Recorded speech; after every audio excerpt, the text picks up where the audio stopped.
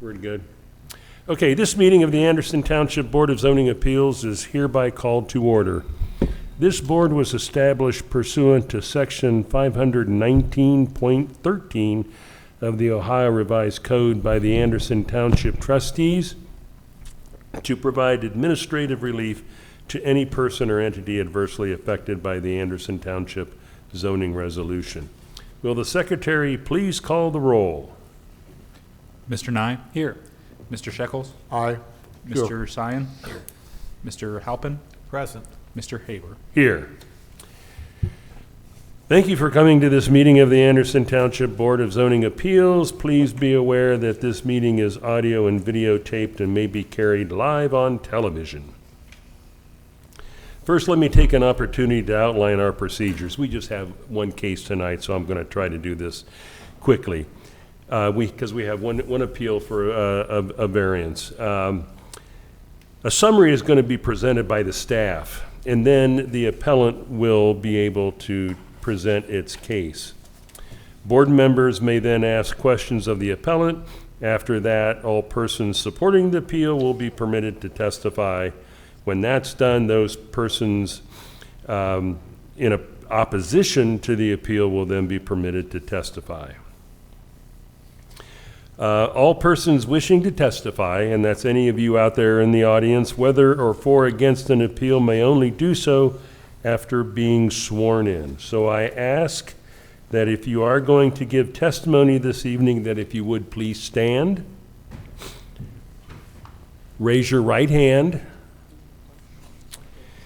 and swear or affirm. Do you swear to tell the truth, the whole truth, and nothing but the truth, so help you God? I do. Thank you. Going back. So all persons wishing to testify, whether for and against, may only do so after being sworn in. When testifying, please come forward to the podium. After being recognized, speak into the microphone, state your name, address, and affiliation to the case. Testimony is to be given to the board only. No comments or questions directed to the appellant or anyone else in the audience. I think that should do that. So, are there any changes to tonight's agenda? No. Gentlemen, any changes? Then I would suggest that we approve the agenda by unanimous consent. Going on to number 2, approval of the minutes from May 4th, 2023. Do we have any changes or additions? None. Then I would ask for a motion for approval of those minutes. So moved. Second. We have a motion and a second. Would you please call the roll? Mr. Nye? Abstain. Mr. Shekels? Aye. Mr. Sion? Aye. Mr. Halpin? Aye. Mr. Haber? Aye. Good.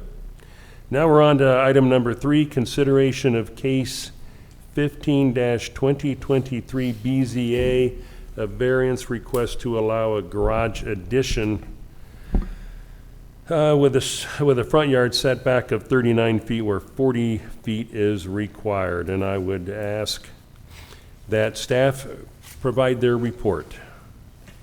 Thank you, Board. Tonight's case 15-2023 BZA, the applicants are Elizabeth and David Shermer, they're property owners of 7664 Athenia Drive. They're requesting an attached garage onto their property, size 14 feet by 21 feet 4 inches, to encroach into a front yard setback of 1 foot. They are asking for a 39-foot yard setback where a 40-foot front yard setback is required.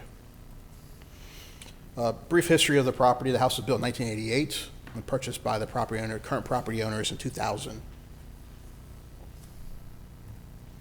This is a property map of the area. The front door of the house, is on Athenia, and the garage faces Corinthian. This is a corner lot, so therefore it has 2 front yards. This is the aerial map. As you can see, there's a pool in the rear yard. And this is a topography map. The property is relatively flat, except going south towards Athenia, slight slope. Photos of the property, front of the house. This is on the corner of Athenia, excuse me, and Corinthian, looking towards the property in question, and also the garage, the current location of the garage.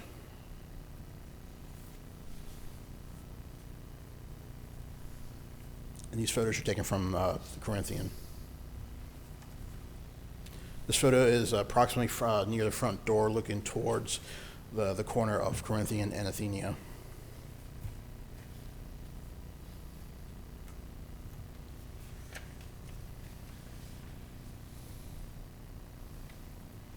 These are provided plans from the applicants. If you look at the drawing here, the black box area is the proposed addition to onto the property. Site plan, I'm sorry, elevation plan of the proposed addition. This is looking from the side yard, or sorry, from Corinthian, looking towards the side of the house. And this is another rendering.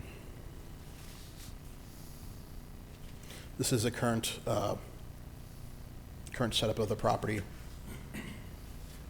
without the addition. Staff is of the opinion that variance would not be substantial. The applicants are asking for a 1-foot variance into a required front yard setback, going from 40 feet to 39 feet. Staff believes that the essential character of the neighborhood would not be altered. The location of the garage is essentially in the current approximate location.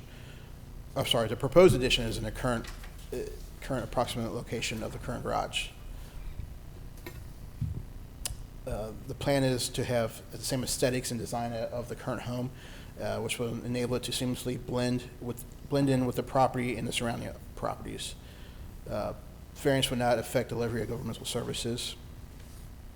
The property's owner predicament may not be feasible through some other method than a variance. The property is a corner lot, therefore there's 2 front yards.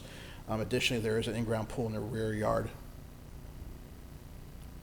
Staff is of the opinion that granting the variance will observe the spirit and intent behind the zoning requirement. The applicant is seeking a 1-foot variance for an attached garage. Staff believes that this is a reasonable request, justified because the proposed attached garage will still maintain a setback that is close proximity to the requirement. Additionally, staff considers a variance would not significantly impact or encroach upon the surrounding properties, thereby preserving the overall character and integrity of the neighborhood. These are the standards to be considered, and as follows. Any questions for staff? None. None? Would the appellant or the appellant's representative please come to the podium, identify yourself, your address, and affiliation to the project, and present what you would like to have us know. Hello, my name is Shannon Roush. I'm with Kent Bradley Roush Architects, and I'm the architect for the Shermers, and did the plans, and I'm acting as their representative as the architect. I'd like to actually, staff report sounded great, obviously, but I'd like to clarify a little bit more about what generated this being in this particular location and why it's necessary. Directly behind where the garage is now, like I said, it comes in off of Corinthian. We have 2 front yards, and in the garage right now actually is in violation. The side of that house is in violation of that setback by 6 inches. So if you look at the actual survey, it's 39.5 feet to the face of that garage. So going out, trying to do like a 2-car tandem toward Corinthian, because we have that double frontage, we can't go that direction. And then directly behind the garage, going toward the rear, not only there's a pool, but there's also a sunroom that's on that side, going toward the rear of the property toward the pool. So the most natural place to put this would be to the front. Then what we have, they want to do this because their garage right now is only 19'8". So that's just, about 8 inches more than just getting a car in there. But we are also, if you're able to look at the plans, the the house is set up about 2.5 feet, and coming out of that door from the house to the garage, there's 3 risers down that protrude into that 19.8. So that makes it tough to pull a car into that bay. And if a car is in that bay, so you got a Mini Cooper, you pull it in there, now it blocks the steps. So just functionally, they need another spot to put a vehicle, which, having 2 cars is pretty standard for the neighborhood. This will be a 3-car, but essentially that one bay can only be used for storage, functionally for storage. So we're coming to the front. We've come to the front, the 12 feet. 12 feet would allow us to have, be within the setback. However, it's not quite wide enough to pull a standard car in and open the car door. So we bumped out 1 foot of it. Only 12 foot of that front is bumped out the 1 foot. And that's literally as far as we can go and still be able to open a car door and to make that bay actual functional. So we're asking for that 1 foot, but it's not the full 21.4 of the garage. It's just 12 feet of that garage front. I think we're there. We're unique. We're unique because of the corner lot. I think the 1 foot, like I said, is relatively minimum. We're not asking for a great deal. We're not asking to pull in, a camper or something that would need more than the 12 foot, and then 1 more foot for garage door. So I think that we're there. Mr. Roush, could you provide an address? Oh, yeah, 41, Kent Bradley Roush Architects, 4142 Airport Road, Suite 3, Cincinnati, Ohio, 45226. Any questions? No. Thank you. May I ask at this point, are you Elizabeth and David? Yes. Okay. I am going to bypass this next section where we're going to ask for testimony in support or in opposition, since there's nobody else here. Gentlemen, I think our next step would be to close the public testimony portion, and I move to close the public testimony. Second the motion. we got a motion and a second to close public testimony. Would you please call the roll? Mr. Nye? Aye. Mr. Shekels? Aye. Mr. Sion? Aye. Mr. Halpin? Aye. Mr. Haber? Aye. Gentlemen, who would like to start regarding this case? I'll start. This is an easy one. I think we should grant the variance. Looking at our 7 factors, the first one, will the property yield a reasonable return whether or not, without the variance? That one's kind of, maybe doesn't cut strongly in either direction. Obviously, the property works as is, but this is certainly a better use for it. The 5th factor, whether the property owner purchased the property with the knowledge of the zoning restrictions, that's the only one that clearly works against them. Everything else is in their favor. It's not a substantial variance. It doesn't affect the essential character of the neighborhood. It doesn't affect the delivery of governmental services. It does most feasibly obviate their issue, and the spirit and intent of the zoning requirement would be observed, and substantial justice would be done by granting the variance. So for all those reasons, I would vote to grant the variance, subject to our standard conditions, that construction be started within 1 year, finished within 2, and done in conformance with the plans in the application. I agree with that. I don't have any issues with it. There's not another solution to the problem. Okay. I agree as well. I'm with it. We're all in agreement. Yep. Thank you, Mr. Nye, for that. Can I get a motion? Sure. Yep. So moved, You got as it. just described. So moved as just described. Do we Second. have a second? Second the motion. Thank you, Mr. Sion. We have a motion and a second to grant the variance. Would you please call the roll? Mr. Nye? Aye. Mr. Shekels? Aye. Mr. Sion? Aye. Mr. Halpin? Aye. Mr. Haber? Aye. Pretty simple. We did a half hour one time, I remember. We're 14 and a half minutes. Okay. Okay, so remind when will, Either tomorrow or sometime early next week, we'll get a hold of you with the documents that you'll need to go forward, permit and everything like that. cool. Thank you. All right. Very good. Thank you so much. Thank you very much. Thanks for your time. All right, so next is decision and journalization.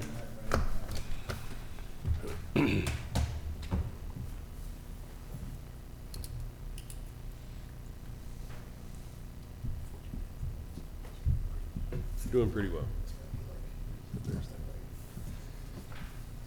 Well, we did one case. Paul, were you here on the There was one that Martin was, Marietta? it was a half, oh, you told me Martin Marietta went on way into the night, right? Not the last one, Oh, because the last one was just to get rid of the good neighbor fee. oh, okay, but I remember you telling the story about how long a lot of those went. Oh, they were very long. And I can only remember one under a half hour since I've been on this, my second or third year. There was one, not a month, maybe a month or two ago. It was Yeah. pretty short too.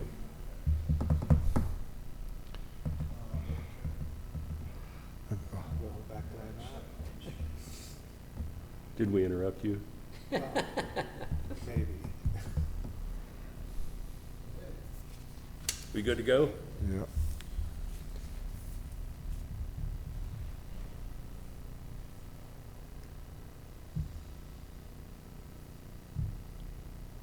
I'm ready. Look at that scroll up.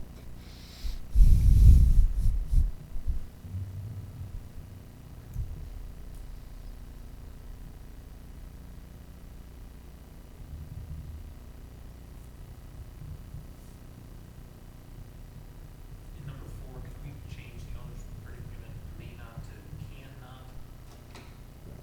It's be definitive. It is, that's like an 11. Yeah.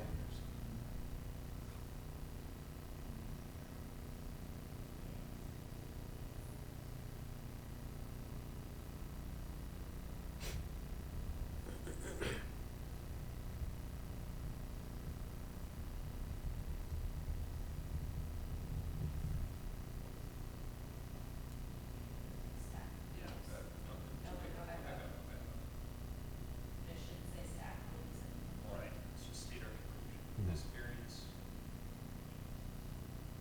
Start with this.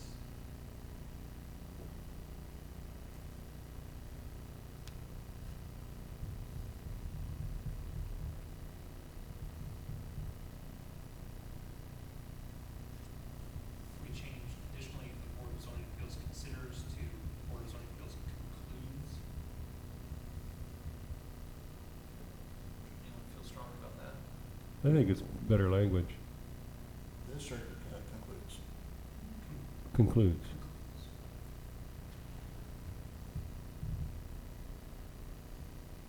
That looks good to me. Yes. Motion? Motion to approve? Second. We have a motion to approve and journal this decision in case 15-2023. Would you please call the roll? Well, we also have a second. Would you please call the roll? Mr. Nye? Aye. Mr. Shekels? Aye. Mr. Sion? Aye. Mr. Halpin? Aye. Mr. Haber? Aye. That concludes the business tonight, gentlemen. Motion to adjourn? Motion to adjourn. Yes, second. All in favor, say aye. Aye. 20 minutes. Pressure's on next month, Steve. Depends on the case. Yep.